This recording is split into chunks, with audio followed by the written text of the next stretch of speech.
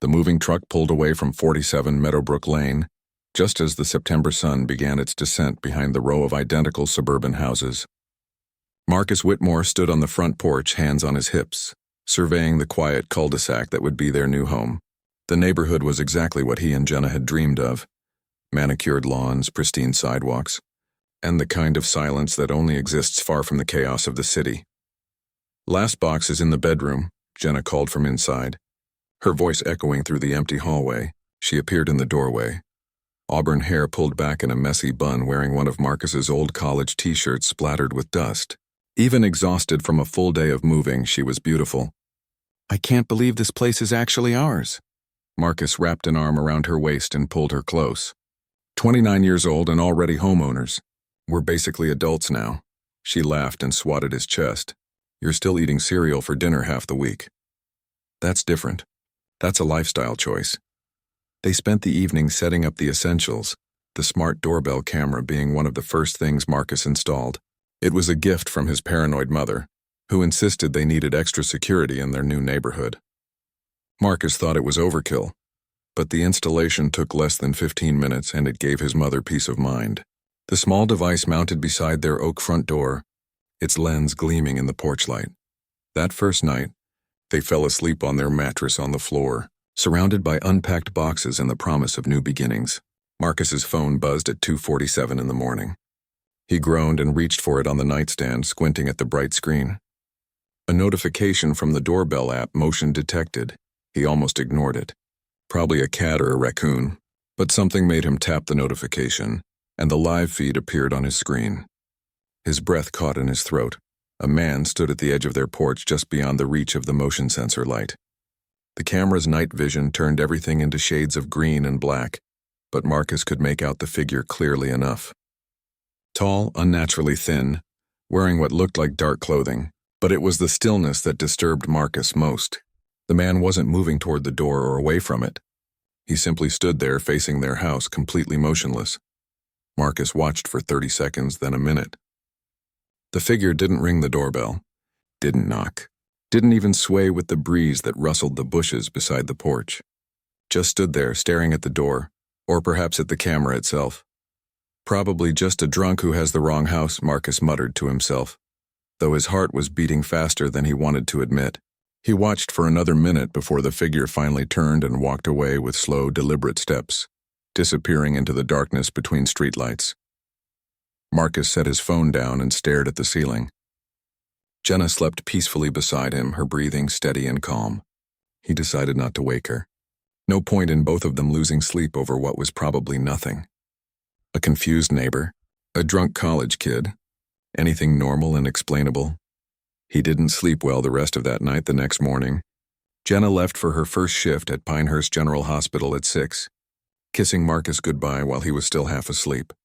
By the time he dragged himself out of bed around 8, he'd almost convinced himself the late-night visitor had been a dream, or at least too insignificant to mention. He spent the day unpacking boxes and setting up his home office, losing himself in the mundane tasks of domestic life.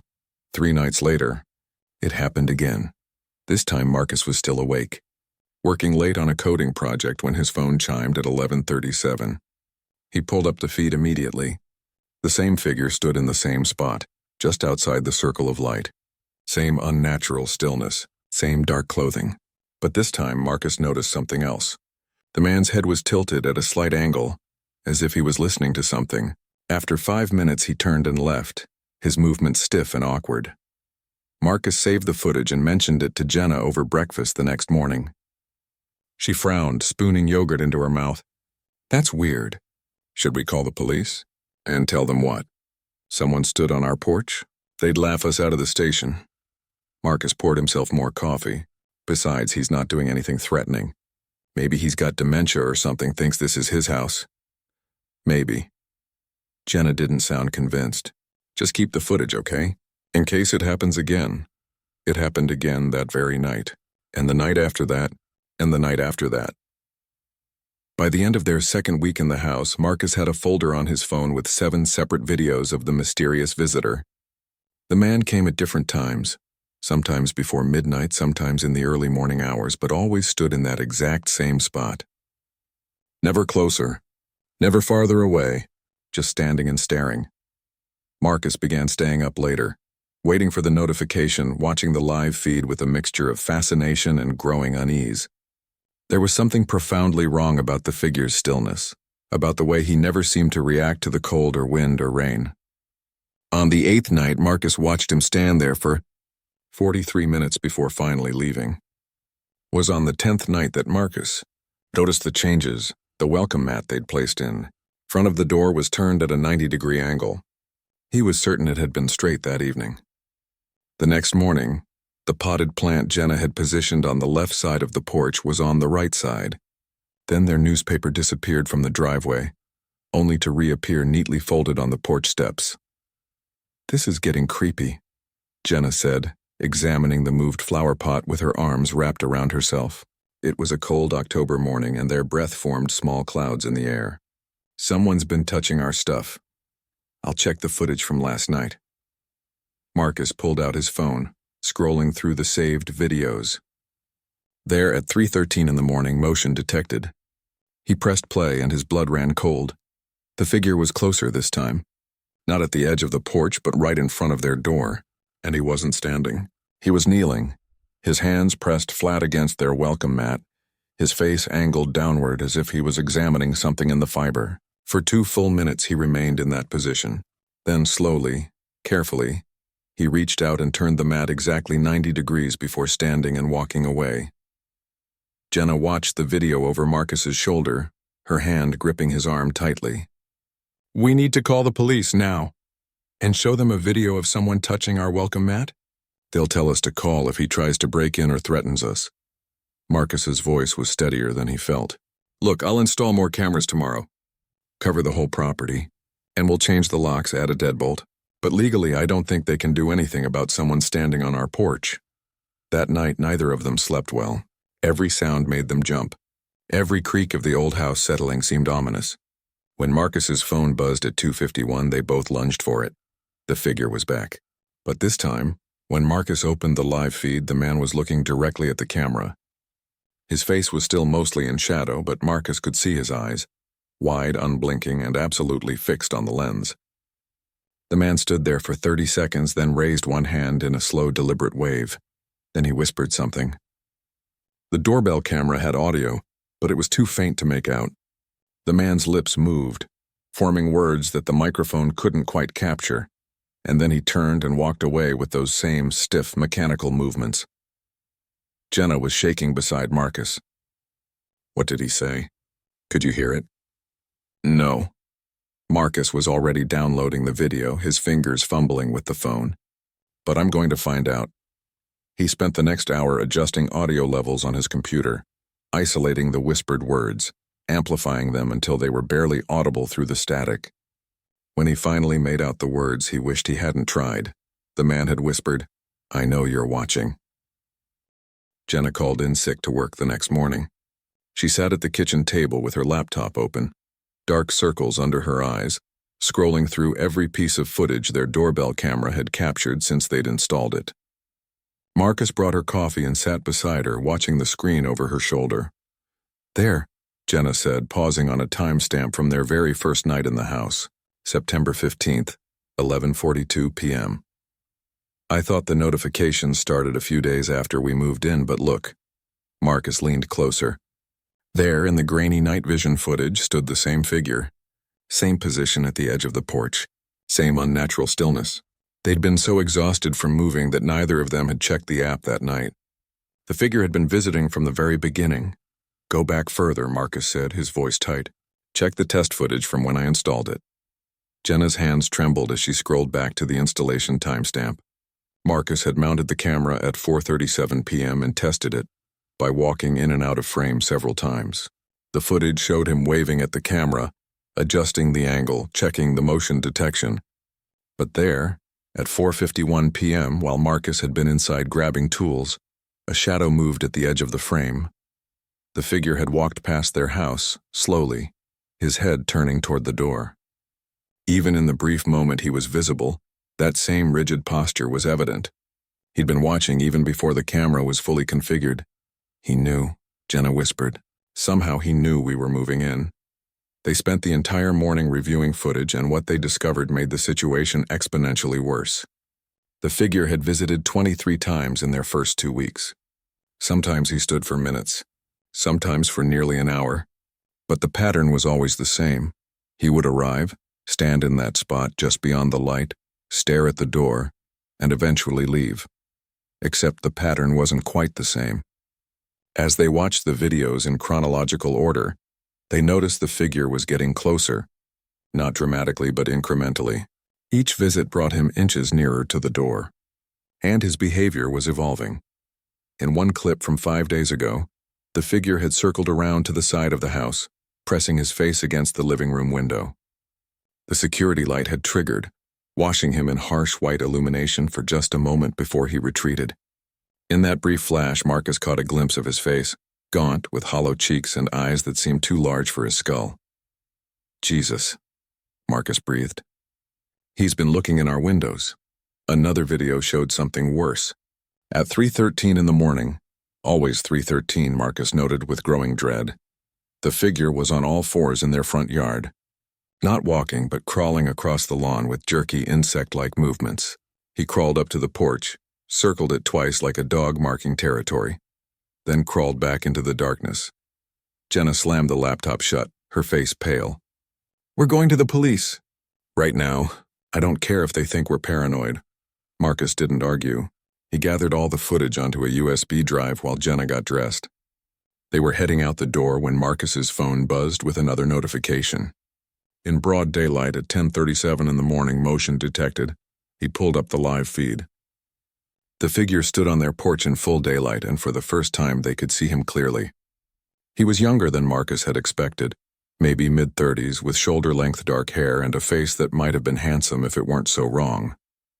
His skin had a waxy yellowish quality, and his clothes were filthy and torn, but it was his eyes that made Marcus's stomach turn, wide and unblinking, staring directly at the camera with an intensity that felt almost physical. The man leaned closer to the camera, so close that his face filled the entire frame. His breath fogged the lens. Then he began to whisper, his lips moving rapidly, forming words that the microphone picked up as a cascade of overlapping syllables. "Watching, watching, always watching. They told me to watch. Did you find it yet? Did you find what's in the walls? They're still there, still waiting, still watching like I'm watching." Jenna grabbed Marcus's arm. "Let's go, now." They drove to the Pinehurst Police Department in silence, both too shaken to speak.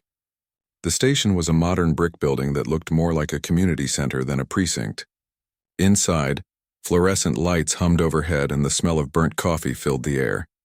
The desk sergeant, a bored-looking woman in her 50s, directed them to Detective Frank Holloway's office.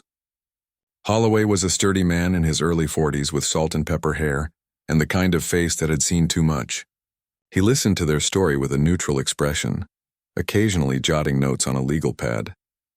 "And you've never seen this man before moving into the neighborhood?" Holloway asked, clicking his pen rhythmically. "Never," Marcus said. "We don't know anyone in Pinehurst. We moved here from the city specifically because it seemed safe. Can I see the footage?" Marcus handed over the USB drive, and Holloway plugged it into his computer. They watched as he opened the first file, the one from their very first night. His expression remained professionally detached as he scrubbed through the video, watching the figure stand motionless on their porch.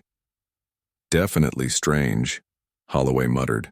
He opened the second video, then the third. With each new clip, his posture changed subtly. He sat up straighter. His jaw tightened.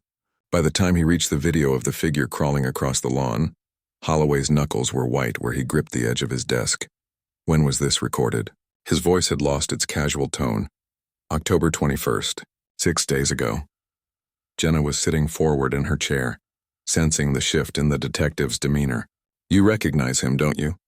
Holloway opened another file, the one showing the figure pressing his face against their window. The security light illuminated his features for just a moment. Holloway froze the frame, zooming in on the man's face.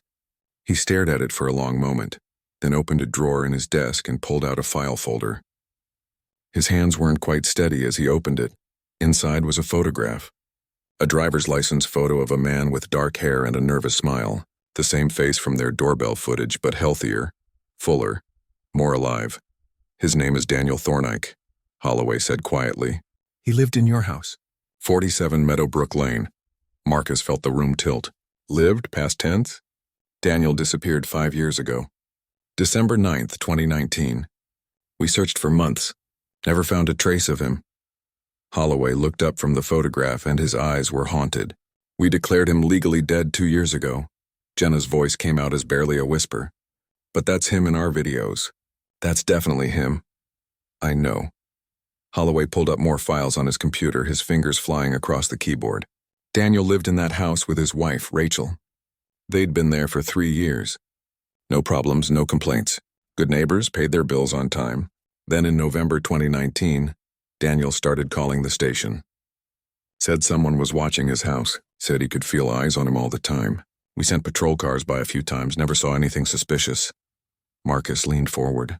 What happened to him? The calls got worse.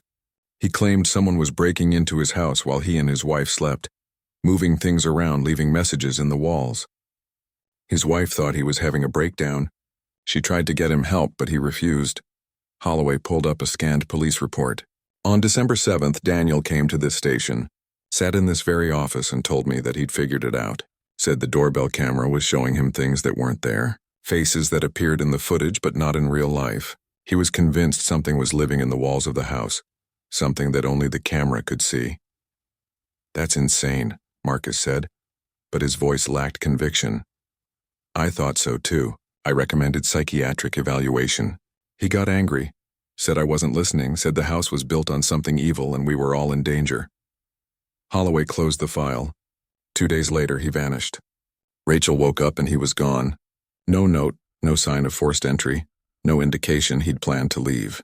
His car was still in the driveway. His wallet was on the nightstand. He just disappeared. The detective opened another folder, this one containing more recent documents. Rachel moved out 3 months later, sold the house. Couldn't stand being there anymore. The house has changed hands twice since then. The Hendersons lived there for 18 months, then the Patel family for about a year. Both families moved out suddenly. The Hendersons wouldn't tell us why. The Patels mentioned feeling watched, but said they thought it was just paranoia.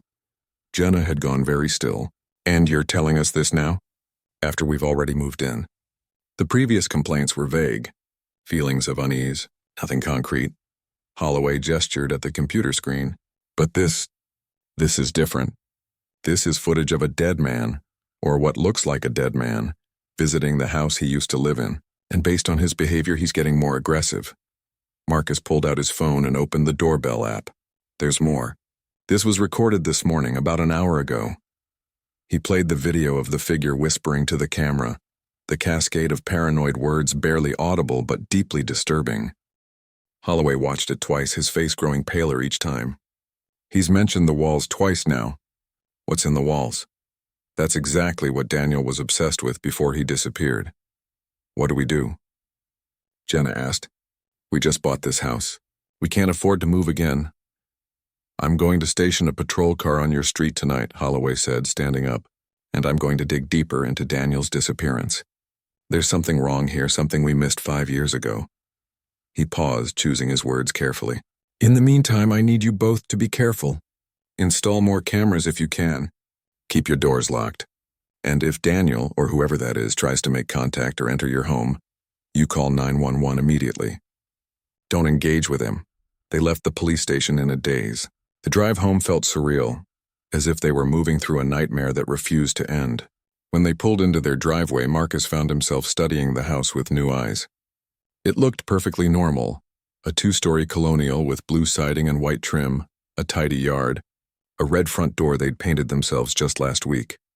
But knowing that a man had disappeared from inside those walls, that he'd claimed something evil lived there, that he might still be visiting, it transformed the house into something sinister. I can't go in there, Jenna said suddenly. Not right now. Let's go get lunch, clear our heads, figure out what we're going to do. Marcus agreed. They drove to a diner on the edge of town and sat in a booth by the window, both ordering coffee they didn't drink. Jenna was scrolling through her phone when she stopped, her face going rigid. Marcus, look at this, she showed him her screen. She'd been searching for information about Daniel. Thornican had found a local news article from December 2019. Local. Man missing after mental health crisis. The article included a photograph of Daniel standing in front of 47 Meadowbrook Lane with his wife. He looked normal. Happy even. Nothing like the gaunt figure haunting their doorbell camera, but it was the final paragraph that made Marcus's blood run cold. Thornick had recently become obsessed with the history of the property. According to his wife, the house was built in 1989 on the site of the former Pinehurst Psychiatric Hospital, which was demolished in 1987 after multiple scandals involving patient abuse and unexplained deaths. Their house was built on the ruins of an asylum.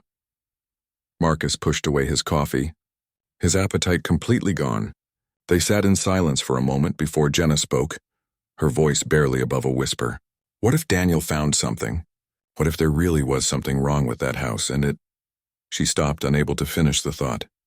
We're not doing this, Marcus said firmly. We're not going down the rabbit hole of ghosts and hauntings.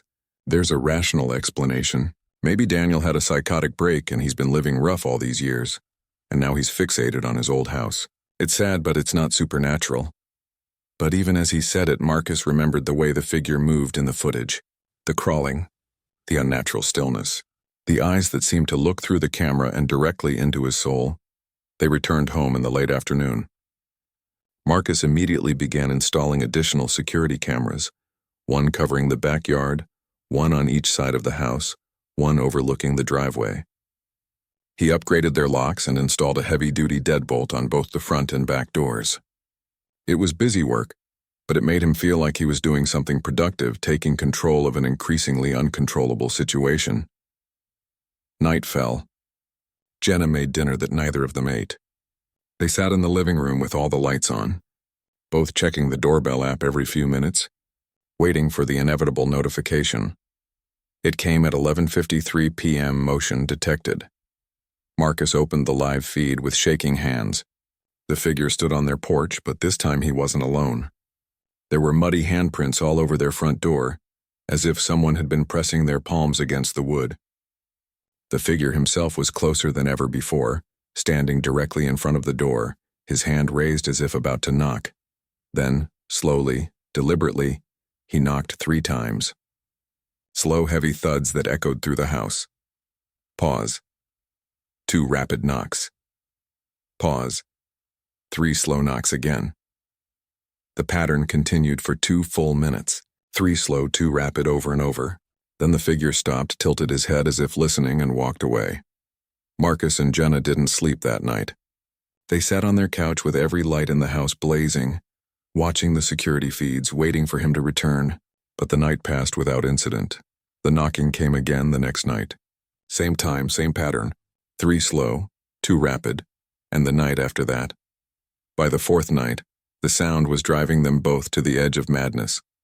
The knocking seemed to echo through their dreams even when it wasn't happening. Marcus found himself counting in that rhythm, 3 slow, 2 rapid, throughout the day. On the 5th night, Marcus finally looked up the pattern online. It was Morse code, he discovered. 3 slow, 2 rapid. The letter DD for Daniel. The house was claiming them just like it had claimed him. The knocking pattern haunted Marcus's dreams. 3 slow, 2 rapid. D for Daniel. He woke in cold sweats, convinced he could hear the sound echoing through the walls even when the doorbell camera showed an empty porch. Jenna had taken to sleeping with earbuds in, white noise drowning out the sounds of the house settling. But Marcus could see the strain in her face. Dark circles had formed under her eyes, and she'd lost weight over the past 2 weeks. They'd become prisoners in their own home.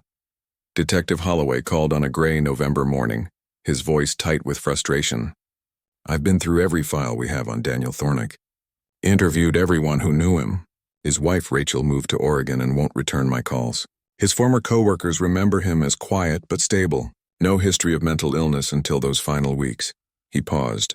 But I found something in the property records that you need to know about. Marcus put the call on speaker so Jenna could hear. What did you find? The Pinehurst Psychiatric Hospital that stood on your property wasn't just shut down. It was raided.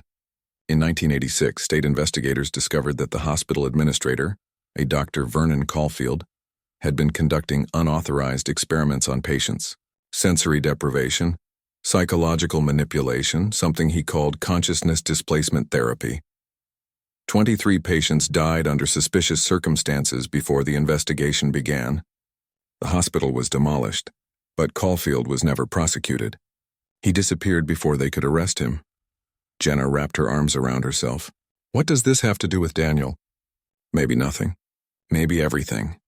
Holloway's voice was grave. The hospital's basement level was never fully excavated when they demolished the building. Too expensive, and the developers were in a hurry. They just filled it in with concrete and built over it. Your house sits directly above what used to be the maximum security ward, where Caulfield conducted most of his experiments. Marcus felt the floor tilt beneath him. You're saying there's a sealed basement underneath our house? According to the original blueprints, yes. About 15 feet below your foundation. The detective hesitated. Daniel's final police report mentioned hearing sounds from below the house. Scratching, tapping, voices. He claimed he'd found an access point in the walls. That afternoon, Marcus did something he immediately regretted. He started searching the house for anomalies, for any sign of the access point Daniel might have found. He tapped walls, listening for hollow spaces. He pulled up carpets and examined floorboards. He was in the basement, their basement, the modern one added during the 1989 construction, when he found it. Behind a utility shelf loaded with the previous owner's forgotten belongings, there was a discoloration in the concrete wall, a rectangular outline about 3 feet high and 2 feet wide, where the concrete was newer than the surrounding foundation. Someone had sealed something up, and not very long ago, judging by the color difference. Marcus called Jenna down. They stood staring at the sealed section in silence. We should call Holloway, Jenna said, and tell him what? That we found a patch of newer concrete? Marcus shook his head. He'll think we're losing our minds. Maybe we are. Jenna's voice was hollow. Maybe this house is making us as crazy as it made Daniel. That night, the figure returned. But this time he didn't just stand and knock. At 2:47 a.m., Marcus's phone erupted with notifications. Motion detected on every camera simultaneously. Front door, back door, side windows, driveway. He pulled up the feeds with trembling hands. Daniel Thornick, or whatever he'd become, was circling the house. Moving from camera to camera, pressing his face against each lens in turn. His movements were faster now, more aggressive. He rattled doorknobs. He scraped at windows.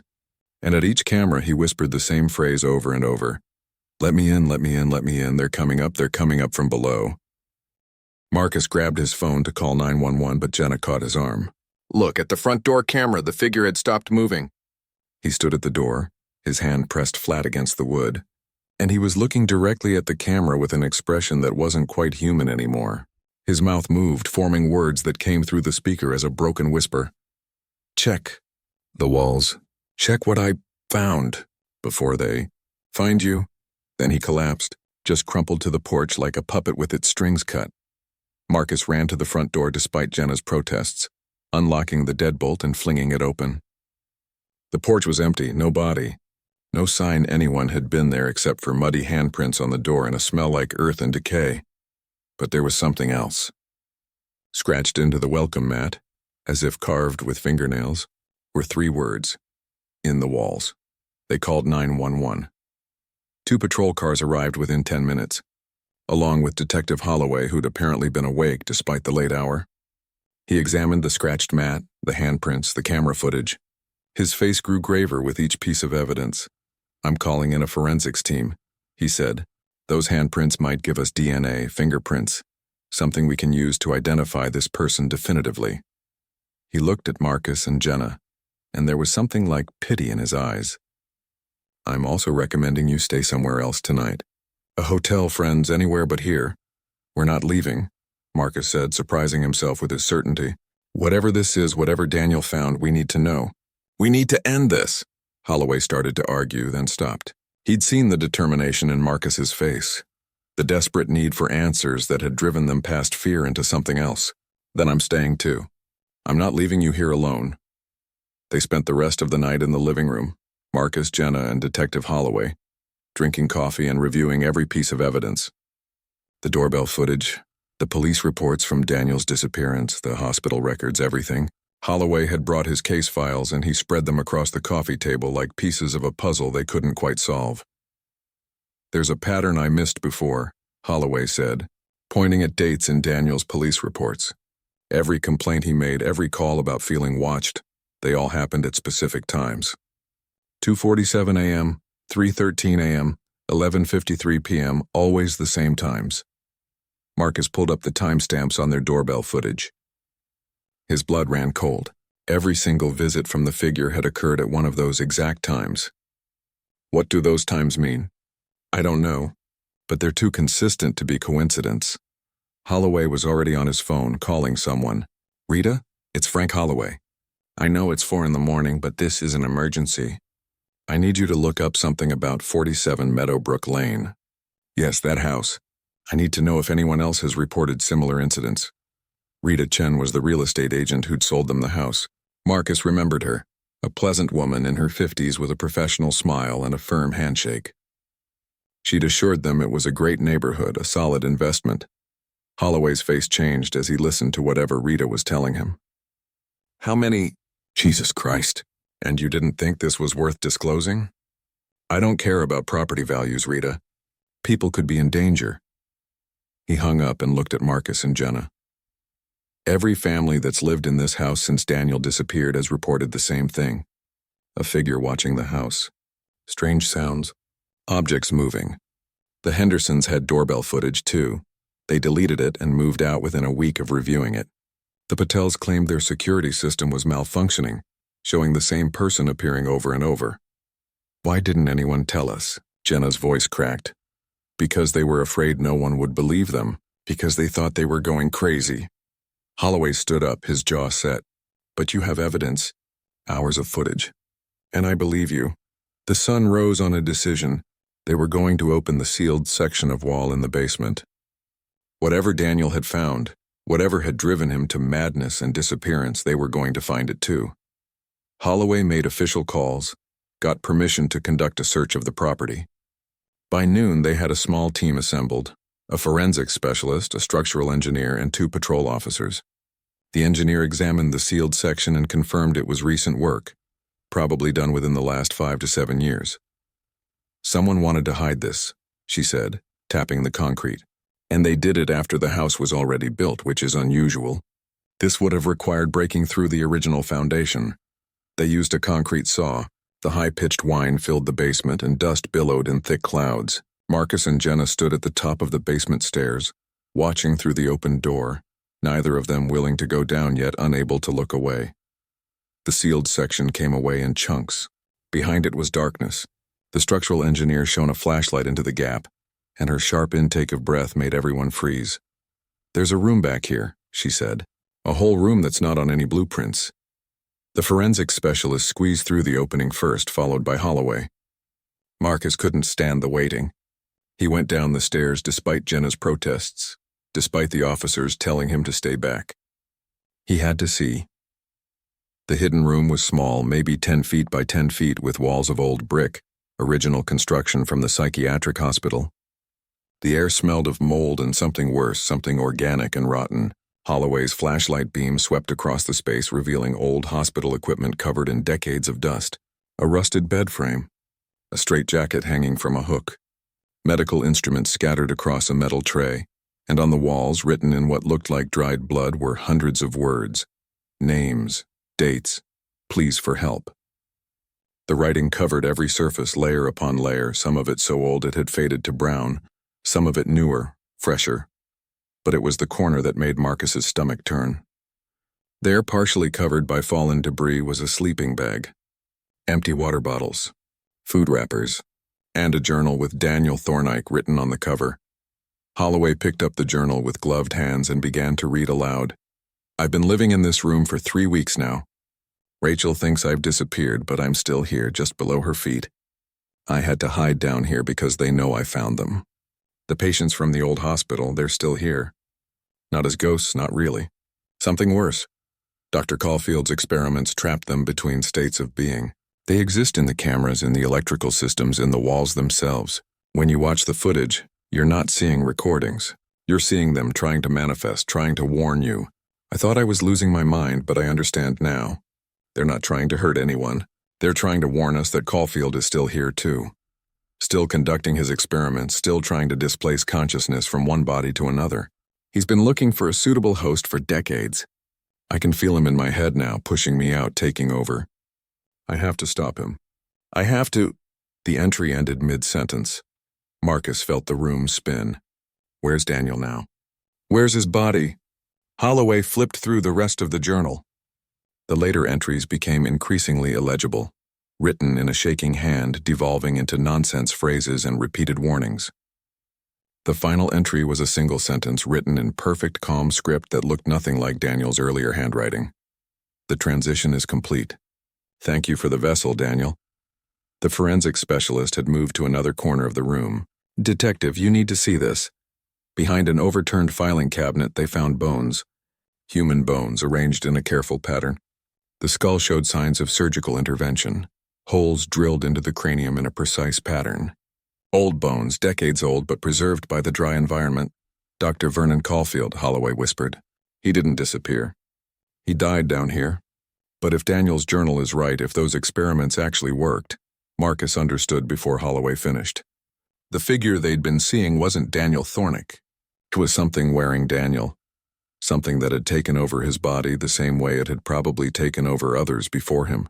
And those specific times, 2:47, 3:13, 11:53, they weren't random. They were the times when the barrier was thinnest, when whatever lingered in this house could push through into the physical world. We need to leave, Marcus said. Right now. We need to... His phone buzzed. A notification from the doorbell camera. Motion detected. With shaking hands, he pulled up the feed. His blood turned to ice. The figure stood on their porch. But this time he was holding something. Marcus's laptop, taken from his home office. And on the screen, visible in the daylight, was security footage, but not from their cameras. This was from inside the house. Their bedroom. Their kitchen. Their bathroom. Cameras they hadn't installed. He's been inside, Jenna breathed. The whole time he's been inside. Holloway was already calling for backup, shouting orders. But Marcus couldn't stop staring at the screen. The figure was looking directly at the camera. And now, in the harsh, afternoon light, Marcus could see what he'd missed before. The man's eyes were wrong, the pupils too large, the whites yellowed and jaundiced. And his skin had a waxy quality, as if it were a mask stretched over something else. The figure's mouth moved. The audio came through clearly this time in a voice that was cultured and educated, nothing like the broken whispers they'd heard before. The house remembers everyone who lives within it. The walls hold echoes of consciousness, fragments of identity. I've been collecting them for 78 years. Daniel was number 43. You'll be 44 and 45. Then he smiled, a terrible, too wide smile that showed too many teeth, and raised his free hand. He was holding a key, their house key. I've always been inside, the voice continued, waiting for the right moment. Thank you for the additional cameras. They've made it so much easier to study you both. The live feed cut to black.